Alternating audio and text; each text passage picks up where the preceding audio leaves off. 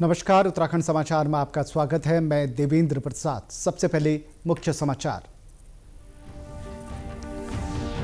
रक्षा मंत्री राजनाथ सिंह बोले, जम्मू कश्मीर से आतंकवाद का होगा समूल नाश। श्रीनगर में सैनिकों को किया संबोधित, सैनिकों के शौर्य और साहस को किया सलाम।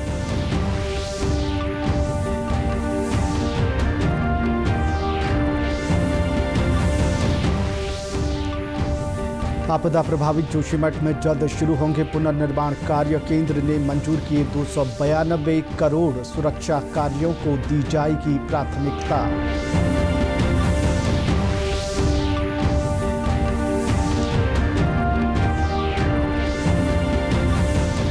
और चंपावत के लिए 68 करोड़ की जिला योजना मंजूर। 17% बढ़ा बजट। कीवी उत्पादन, पर्यटन और स्वास्थ्य पर फोकस।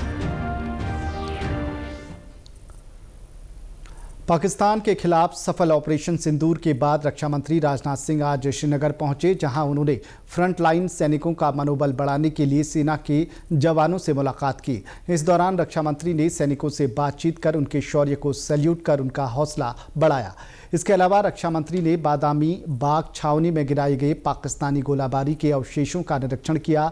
केंद्रीय मंत्री राजनाथ सिंह ने देश के शहीदों को नमन किया। इस दौरान रक्षा मंत्री ने सैनिकों को संबोधित करते हुए कहा कि ऑपरेशन सिंदूर आतंकवाद के खिलाफ भारत द्वारा अब तक चलाई गई अब तक की इतिहास की सबसे बड़ी कार्रवाई है। रक्षा मंत्री ने कहा कि इस ऑपरेशन में भारत ने दिखा दिया है कि हम केवल रक्षा ही नहीं करते, बल्कि जब समय आता है तो कठोर कार्रवाई भी करते हैं। ऑपरेशन सिंदूर सिर्फ एक ऑपरेशन का नाम भर नहीं है, बल्कि यह एक हमारी प्रतिबद्धता है। यह हमारा एक कमिटमेंट है, एक ऐसी प्रतिबद्धता जिसमें भारत ने दिखा दिया कि हम सिर्फ डिफेंस नहीं करते हैं, जब वक्त आता है तो हम कठोर निर्णय भी लेते हैं और कठोर कार्रवाई भी करते हैं। यह ऑपरेशन उस एक एक जवान की आंखों में देखा गया सपना था कि हर आतंकी ठिकाना, चाहे वह घाटियों में छुपा हो या बंकरों में दबा हो, हम वहां पहुंचेंगे और दुश्मन की छाती चीर कर हम उन आतंकी ठिकानों को खत्म करके ही हम वापस लौटेंगे। ऑपरेशन सिंदूर आतंकवाद के खिलाफ भारत द्वारा चलाई गई अब तक के इतिहास की, मैं मानता हूं, यह सबसे बड़ी कार्रवाई है। हमारे प्रधानमंत्री श्री नरेंद्र मोदी जी ने दो टूक शब्दों में आतंकवाद के खिलाफ भारत की नीति को रीडिफाइन कर दिया है, इसे परिभाषित कर दिया है, जो यह कहती है कि हिंदुस्तान की सरजमी पर किया गया कोई भी आतंकी हमला एक एक्ट ऑफ वार माना जाएगा। साथ ही हमारे प्रधानमंत्री ने यह भी साफ कर दिया है, आतंक और बातचीत कदापि एक साथ नहीं चलेंगे, और अगर बात होगी तो आतंकवाद पर होगी और पाक ऑक्युपाइड कश्मीर पर ही होगी। नैनीताल सांसद अजय भट्ट ने आज हल्द्वानी चोरगलिया मार्ग के गोला पुल को जोड़ने वाले अप्रोच रोड की सुरक्षात्मक कार्य की शुरुआत की। उन्होंने कहा कि ये कार्य अदालत में दायर एक याचिका के कारण लंबित था, लेकिन अब ये कार्य मानसून आने से पहले पूरा कर लिया जाएगा। उन्होंने कहा कि इस कार्य के लिए पर्याप्त बजट उपलब्ध है। उन्होंने उम्मीद जताई कि मानसून के दौरान यहां से गुजरने वाले वाहनों और यात्रियों को कोई दिक्कत नहीं होगी। इस मानसून में हमको जैसा पिछली बार हुआ वैसा न देखना पड़े।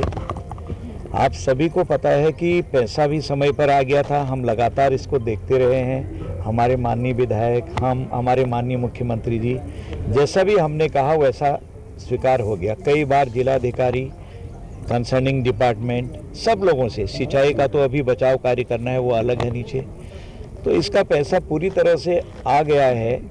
दिक्कत अब कोई ऐसी बात नहीं है। हमको ऐसा लगता है कि अगर काम अभी प्रारंभ हो जाता है तो 1 महीने हम काफ़ी काम कर सकते हैं, बहुत अच्छा काम कर सकते हैं। आने वाले दिनों में ऐसी स्थिति नहीं आएगी। चंपावत जिले की साल 2025-26 की जिला योजना को आज सर्वसम्मति से मंजूरी मिल गई है। जिले की प्रभारी मंत्री रेखा आर्य की अध्यक्षता में हुई बैठक में 68 करोड़ 57 लाख की योजना को स्वीकृति दी गई। ये बजट पिछले साल के मुकाबले करीब 17 प्रतिशत ज़्यादा है। बैठक में कृषि, स्वास्थ्य, शिक्षा, पर्यटन और पेयजल समेत 33 विभागों की योजनाओं की समीक्षा की गई। ज़्यादातर योजनाएं 2 साल के भीतर पूरी करने का लक्ष्य तय किया गया है। जिले की प्रभारी मंत्री रेखा आर्य ने कहा कि इस बजट में स्वरोजगार, लंबित योजनाओं की पूर्णता और कीवी उत्पादन जैसी नई पहल शामिल है। उन्होंने सभी विभागीय अधिकारियों और जनप्रतिनिधियों से अपने अपने स्तर पर नवाचार और प्रतिबद्धता के साथ योजनाओं को लागू करने को कहा। सफलतापूर्वक करने का काम किया है, जिसकी प्रमाणिकता प्रधानमंत्री मोदी जी के द्वारा मन की बात में भी राष्ट्रीय खेलों का आयोजन जिस प्रकार से उत्तराखंड ने किया है उसकी सराहना की है। मैं समझती हूँ ये अपने आप में बहुत कुछ कहता है कि उत्तराखंड में खेल इंफ्रास्ट्रक्चर किस स्थिति में है, किस तरह से वो 15,000 लोगों को डील कर सकता है। लगभग 18, 19, 20 दिन का ये सफ़रनामा रहा, जो कि अपने आप में बहुत ऐतिहासिक रहा। और खुशी की बात है कि मुख्यमंत्री जी के नेतृत्व में हमारे जो स्पोर्ट्स हुए वो चंपावत में भी हुए, हमारे स्पोर्ट्स खटीमा में भी हुए, हमारे स्पोर्ट्स पिथौरागढ़ में भी हुए। तो पहले ये अकल्पनीय था कि कोई स्पोर्ट जो है क्या पहाड़ पे भी जा सकता है क्या, तो इसलिए इंफ्रास्ट्रक्चर को लेकर मैं समझती हूँ कि कोई प्रश्न ना ही करे तो अच्छा है। बाकी हम निश्चित रूप से हम न्याय पंचायत स्तर पर भी हमारे खेल मैदान बने, स्टेडियम बने। कैबिनेट मंत्री रेखा आर्य ने कहा कि इस बार चंपावत जिले को जिला योजना के तहत अपेक्षाकृत अधिक धनराशि मिली है। इससे जिले के विकास कार्यों को बढ़ावा मिलेगा। आपदा प्रभावित जोशीमठ के पुनर्निर्माण और सुरक्षा कार्यों के लिए जिला प्रशासन द्वारा कवायद शुरू कर दी गई है। केंद्र सरकार द्वारा पुनर्निर्माण और सुरक्षा कार्यों के लिए पहली किस्त के रूप में 292 करोड़ रुपए की धनराशि स्वीकृत की है। जनवरी 2023 में जोशीमठ में भारी भूधसाव के चलते परिसंपत्तियों को भारी नुकसान पहुंचा था, जिसमें 463 से अधिक मकान क्षतिग्रस्त हो गए थे। इनमें से 217 प्रभावित परिवारों को 46 करोड़ की धनराशि का मुआवजा भी वितरित किया जा चुका है। जिलाधिकारी संदीप तिवारी ने बताया कि जोशीमठ आपदा से प्रभावित नगर में पुनर्निर्माण और भूधसाव सुरक्षा कार्यों के लिए केंद्र सरकार द्वारा 292 करोड़ की धनराशि प्रथम किस्त के रूप में स्वीकृत की है। जो जोशीमठ भूधसाव की आपदा आई थी उसमें केंद्र सरकार ने फिलहाल फर्स्ट इंस्टॉलमेंट के रूप में 292 करोड़ की धनराशि स्वीकृत कर दी है, जो कि गृह मंत्रालय द्वारा हमें प्राप्त होगी। और उसमें जो हमने प्रस्ताव भेजा था हमारी सरकार ने केंद्र सरकार को, उसमें फर्स्ट ईयर, सेकेंड ईयर इस तरह से कार्यों के प्रस्ताव भेजे थे। तो जो प्रथम वर्ष के हमारे प्रस्तावित कार्य हैं, स्लोप स्टेबलाइजेशन, टो प्रोटेक्शन, उनके टेंडर करते हुए संबंधित कार्यदायी संस्थाएं कार्य प्रारंभ करेंगी।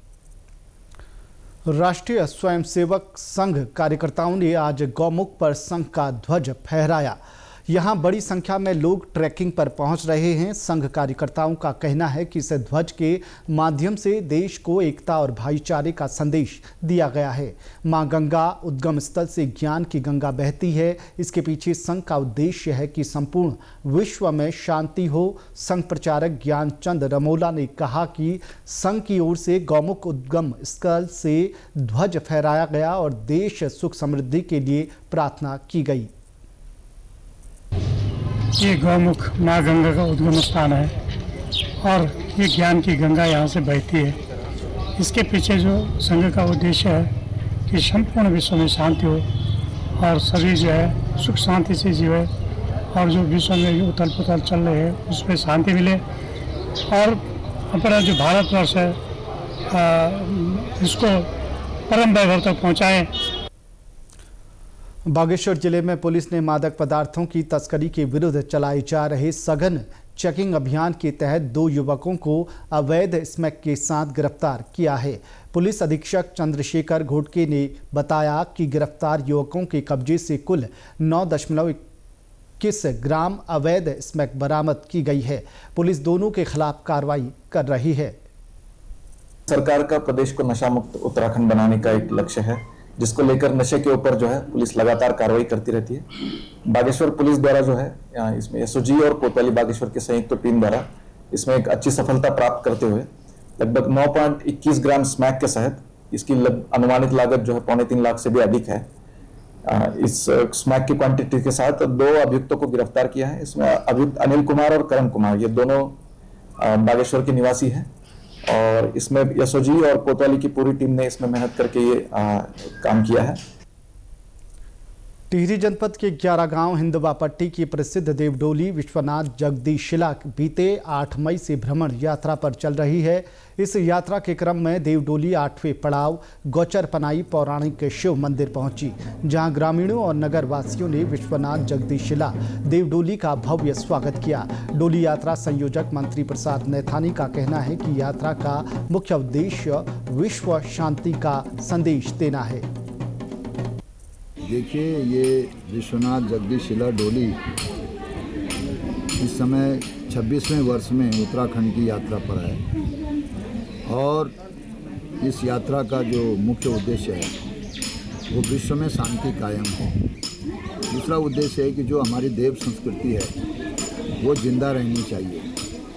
तीसरा उद्देश्य है कि जो हमारे 4 धाम हैं विश्व प्रसिद्ध यमुनोत्री, गंगोत्री, केदार, बद्री, इन 4 धामों के अलावा उत्तराखंड में 1000 ऐसी शक्तिपीठ हैं जिन शक्तिपीठों के बारे में पूरे विश्व को पता चलना चाहिए कि 4 धाम के साथ साथ 1000 शक्तिपीठ पूरे उत्तराखंड के 13 जनपदों में हैं और उनमें भी वो धाम का स्वरूप मिले, ये इस यात्रा का मकसद है। गौरतलब है कि विश्वनाथ जगदीशिला डोली बीते 25 वर्षों से हर साल भ्रमण पर निकलती है। इस बार ये देव यात्रा 8 मई से शुरू होकर 8 जून गंगा दशहरा के पर्व पर संपन्न होगी। इसी के साथ अभी तक के समाचार समाप्त हुए। दूरदर्शन समाचारों से जुड़े रहें। मिलते हैं फिर शाम 6:30 बजे के बुलेटिन में। नमस्कार।